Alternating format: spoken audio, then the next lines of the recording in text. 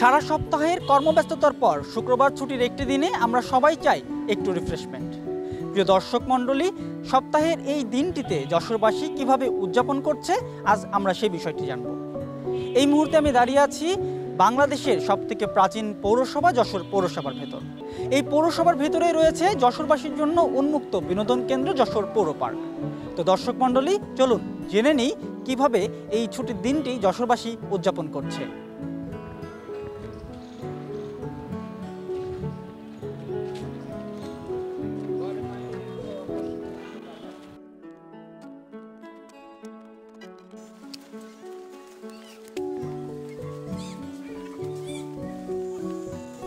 এই মুহূর্তে আমরা অবস্থান করছি যশোর পৌর পার্কের ভিতরে। সবুজে ঘেরা এই পার্কটি এখন সাধারণ মানুষের বিনোদন কেন্দ্র। আপনারা লক্ষ্য করে দেখতে পারবেন যে এখন বেলা 4টা থেকে 4:30 বাজে। এই সময়ের ভিতরে কিন্তু যশোরের বিভিন্ন শ্রেণী পেশার মানুষ এই পার্কে কেউ পরিবার নিয়ে এসেছে, কেউ বন্ধুবান্ধব নিয়ে এসেছে আসলে ছুটির দিনটি উদযাপন করার জন্য।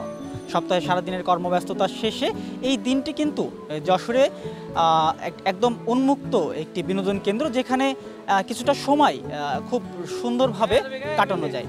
তো আমরা কথা বলবো বেশ কয়েকজনের সাথে আসলে কিভাবে যশোরবাসী ছুটির এই দিনটি কাটাচ্ছে। তার আগে দেখে নিব কি আছে এই পৌর পার্কের ভিতরে।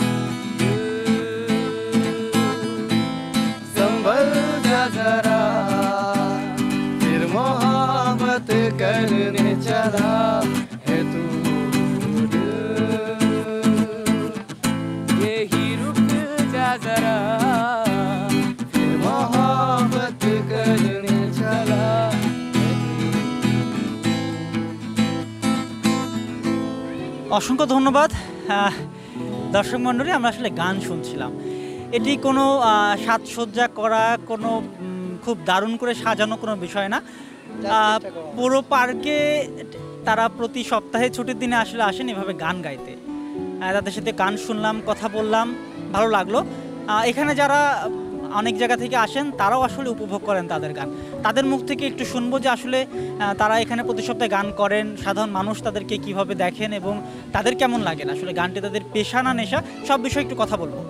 ভাই, আসলে আপনারা তো এখানে প্রতি সপ্তাহে আসেন, গান করেন, সাধারণ মানুষ এই বিষয়টাকে আসলে কিভাবে নেয় এবং আসলে এটা কেন করেন আপনারা? সাধারণ মানুষের বিষয়টা তো আমরা ওইরকমভাবে দেখি না, জাস্ট আমাদের ভালো লাগে তাই আমরা এখানে এসে প্র্যাকটিস করি, গান করি মানুষের জন্য আর কি। এই গানটি আসলে কি আপনাদের নেশা না পেশা, নাকি এমনি আসলে আপনারা এখানে গান করেন? এটা শখ ছিল, ছোটবেলা থেকে শখ ছিল, তো শখ হওয়ার পরে আস্তে আস্তে এগুলো প্রফেশনালি নিয়ে নিচ্ছি আর কি।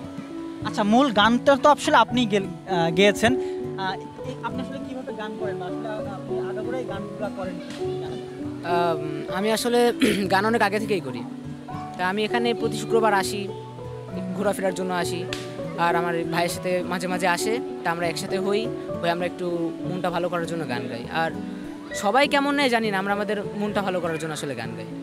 সাধারণ মানুষ কিন্তু মেতে থাকে আনন্দ উল্লাসের মধ্যে দিয়ে। এখানে একটি স্মৃতিফলক আছে যেটা বঙ্গবন্ধু শেখ মুজিবুর রহমান এটা স্থাপন করেছিলেন। এখানে অনেকে দাঁড়িয়ে আছে, আমরা একটু তাদের সাথে কথা বলার চেষ্টা করব যে আসলে কেন এসেছে বা আসলে কি বিষয়।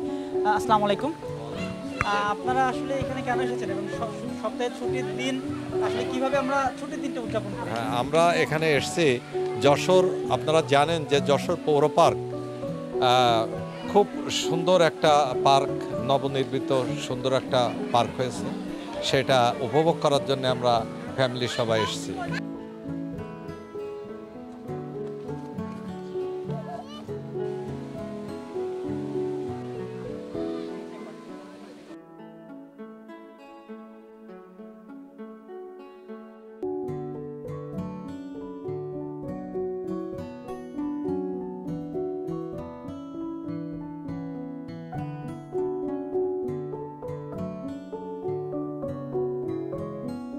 সারা সপ্তাহের কর্মব্যস্ততা এবং ক্লান্তি মুছতে অনেকে এসেছেন পৌর পার্কে। কেউ পরিবার নিয়ে এসেছেন, কেউ বন্ধুবান্ধব নিয়ে, কেউ বা বাচ্চাদেরকে নিয়ে এসেছেন খেলা করানোর জন্য। এখন তাদের মুখ থেকেই শুনবো আসলে কি কারণে তারা এসেছেন এখানে। তো প্রিয় দর্শক, চলুন ঘুরে আসি পুরো পৌর পার্ক জুড়ে।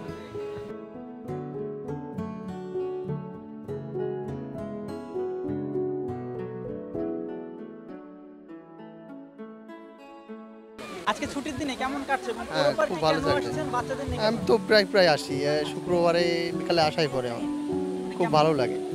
মেয়েকে নিয়ে ঘুরতে খুব ভালোই লাগে। আজকে তো সপ্তাহে ছুটির একটা দিন, তো ছুটির দিনটা আসলে কিভাবে কাটাচ্ছেন? এই বাচ্চাদের নিয়ে সবসময় তো আর ঘরে থাকতে, সেজন্য বাইরে নিয়ে আসলাম একটু ঘুরতে ফিরতে, ওদেরও একটু এনজয় হয়, খেলাধুলা হয়। বাসার ভিতরে তো আর খেলাধুলা হয় না।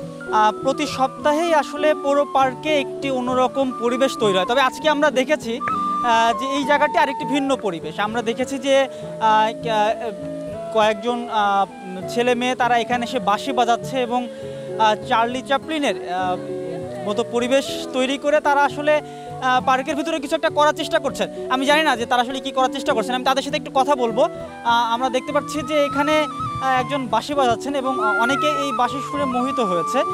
অনেকে এসেছেন তাদের সাথে কথা বলার জন্য। আমি আমার পিছনে আছে এখানে আপনারা দেখতে পাচ্ছেন, আমি একটু তাদের সাথে কথা বলবো যে আসলে এখানে কি হচ্ছে। আসলে এখানে কি হচ্ছে একটু অনুগ্রহ করে বলবেন? প্রত্যয় থিয়েটার যশোরের আয়োজনে আজকে ছিল আমাদের হচ্ছে মুখাভিনয়। এটা হচ্ছে আমরা এক্সপেরিমেন্ট করেছি চার্লির ওপরে। চার্লি ইজ ব্যাক, আমাদের নাটকটির নাম ছিল চার্লি ইজ ব্যাক। এটি একটি জার্নি থিয়েটার ছিল। যখন ক্যারেক্টার রিক্সা থেকে নেমেছে তখন থেকে তার অ্যাক্টিং শুরু। সে আস্তে আস্তে আস্তে আস্তে দর্শকদের ইনভলভ করে সে অ্যাক্টিংটা করেছে। আমাদের কিছু থিম ছিল, যেমন হচ্ছে ময়লা আবর্জনা যেখানে সেখানে ফেলবো না, এই বিষয়গুলো নিয়ে ছিল। জাদু ছিল, কিছু ম্যাজিকের কিছু থিম ছিল, এই নিয়ে সে করেছে। এটা নির্দেশনায় আমি ছিলাম, শিপন চৌধুরী, এবং অভিনয় করেছে বিশাল, শাহিন ইসলাম বিশাল। এই জায়গাটা কেন বেছে নিয়েছেন এবং সাধারণ মানুষ আসলে বিষয়টি কিভাবে নিচ্ছে একটু যদি বলেন? এই জায়গাটা বেছে নেওয়া এই জন্য যে আজকে শুক্রবার, ছুটির দিনে সবাই মোটামুটি যশোরের যারা আছেন সবাই আমরা এখানে আসি।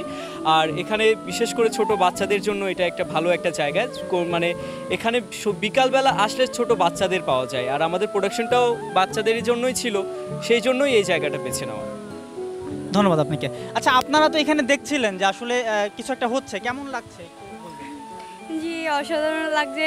এই কোনো তুলনা নাই যে এত সুন্দর লাগছে যে আমি তো ভয় পেয়ে গেছিলাম। মানে প্রথম আসছে আমাকে দাবড়াইছে, তখন আমি অনেকটা মানে বেদনা পাইছি, তার কোনো তুলনা নাই। ঠিক আছে, ধন্যবাদ। আমরা যদি এখানে আরো কয়েকজনের সাথে একটু কথা বলি। বাবা, কেমন লাগছে আজকে? খুব ভালো। এটা একটা স্ক্রিন ছিল। জি, এটা একটা স্ক্রিন ছিল। ভালো লাগছে, মজা পেয়েছেন? হ্যাঁ। তাই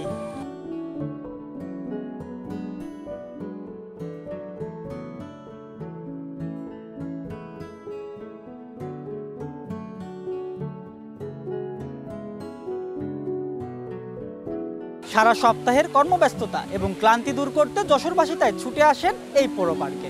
শুধু দর্শক মণ্ডলী, আজ এ পর্যন্তই। আপনাদের সাথে আবারও আমাদের দেখা হবে আর একটি ছুটির দিনে নতুন কোনো বিনোদন কেন্দ্রে।